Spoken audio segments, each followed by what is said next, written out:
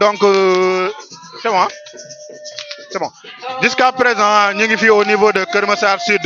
ñëw seet si aussi suñu xarit suñu mbokk suñu am di jàmm aussi kooku di Babacar Mbaye képp ki nga xamante ni xam nga Pastef patriote au niveau de Kër Massar dama ne commune de Kër Massar Sud mais département bi ci lëmb engagement am yàgg na du tey aussi ça fait des années aussi mu ngi ciy xeex mu ngi ciy def ay jéego aussi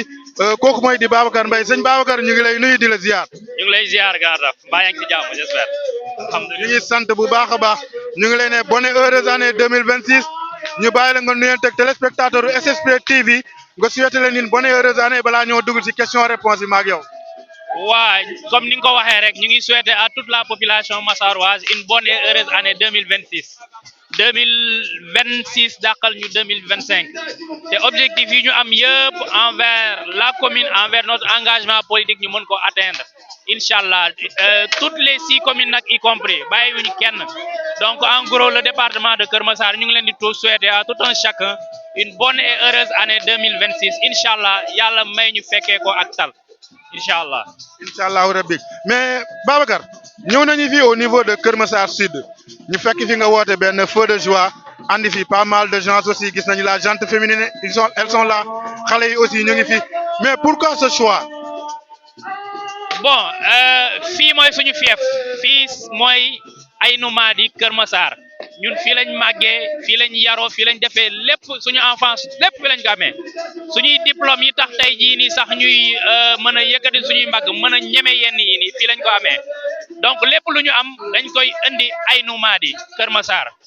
suñu bien vrai que suñu engagement politique dépassé na la circonscription de Aynou Mady donc ñun on est là pour la population massaroise donc tey dañoo décidé woon ci mujjanteelu at bi di 2025 ñu profiter si avec tout notre staff toute l'équipe qu'on a derrière nous ñu def un bilan de 2025 au-delà de tout ça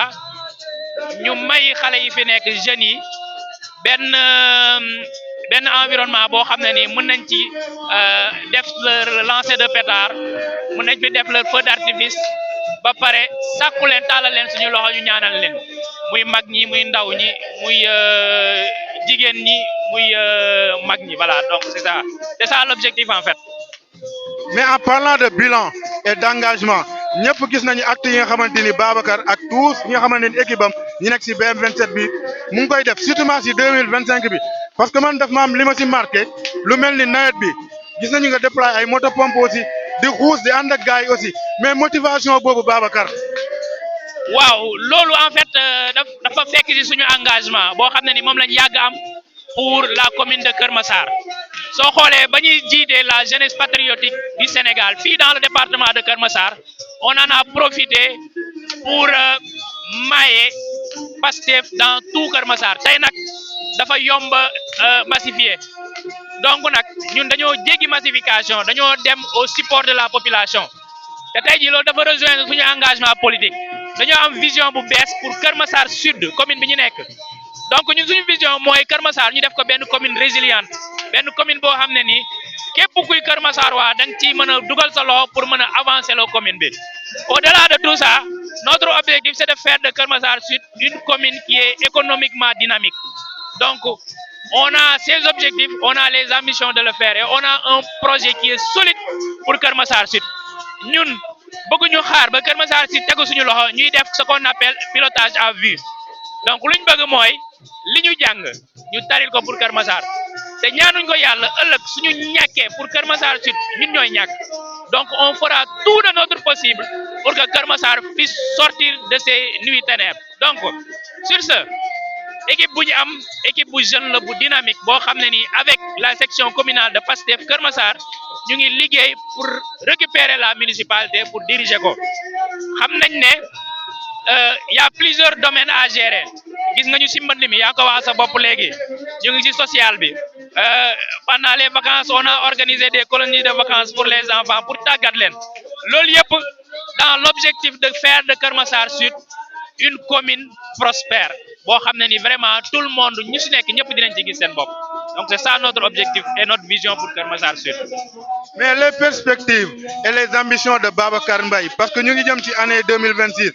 naam am na li nga xamante ni def nga ko ci 2025 bi pas mal de choses aussi mais fan nga jëm instant bi ni surtout ci 2026 bi Babacar Mbaye.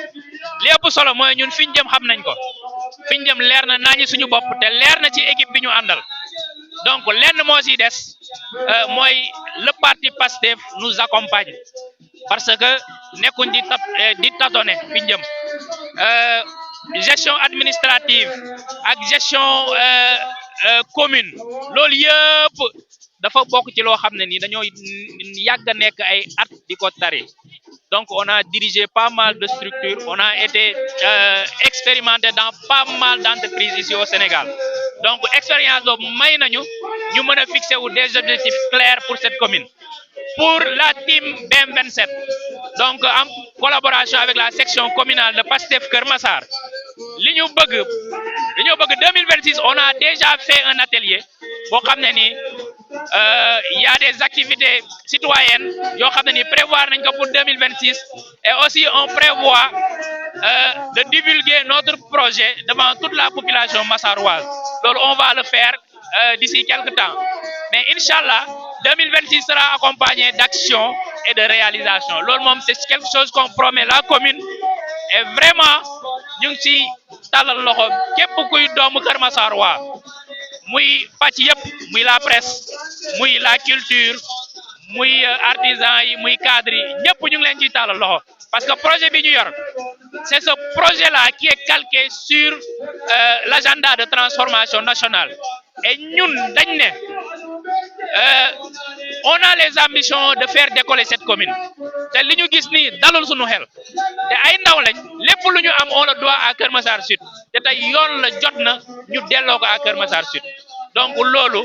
engagement la te l'équipe qui est derrière nous am nañu engagement boobu noonu donc li ñuy gisagum nii rek c'est juste la face visible de l'iceberg mais li ci kanam rawuli bët. li ci kanam rawuli bët Babacar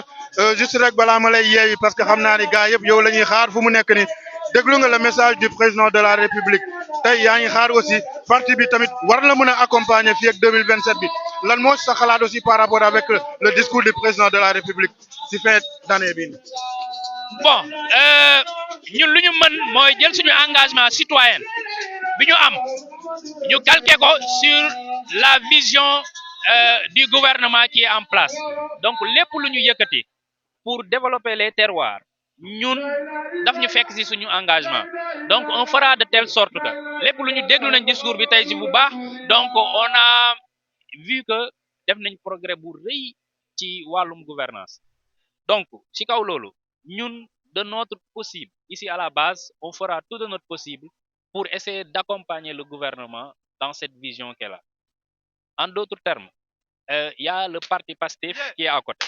donc le président Ousmane Sonko a fait un appel à tous les militants donc militants yi nañu redresser wu waat maanaam takkaat jaaj yi pour jubluwaat direction 2027-2029 donc actuellement ni on doit massifier le parti donc ci loolu lañ nekk pour accompagner le parti ainsi que le gouvernement te gouvernement bi vraiment bii que ñun ñoo ko fi teg on fera tout de notre possible avec le président Ousmane Sonko toutes les réalisations qui doivent se faire ou tout par exemple les doléances qui doivent être rapportées au niveau central on va le faire lenn li nga xam ne ni mën nañ ko suñu kàttan gu tuut suñu lu ñu yàlla may dinañ def de telle sorte que dinañ ko réaliser à Keur Massar Sud donc en gros loolu laa amoon lu ma ciy wax voilà. mais Babacar balaa ñu yeewi aussi le message de Babacar pour la population du département de Keur Massar et sûrement aussi ñi nekk au niveau de Keur Massar Sud. donc le message qu'on a à l'endroit de la population massaroise est que nañ jàppalante parce que Keur Massar bi su suuxee sunu Keur Massar la ñun fii lañ xamee lépp fii lañ xamuñu feneen donc ce message va à l'endroit des jeunes des femmes des vieux des plus petits des adultes et des adolescents que tout le monde ressources yi nga xam ne nii ku si nekk am na ko te il le doit à Keur Massar nañ ko delloosi pour la commune de Keur Massar parce que cette commune là souffre ce département souffre donc on a besoin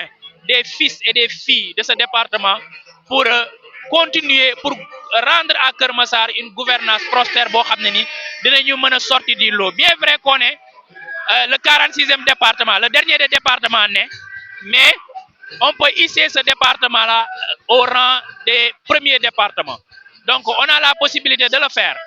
On a les compétences sont ici, l'expérience est ici. Donc, war nañ ko mën a def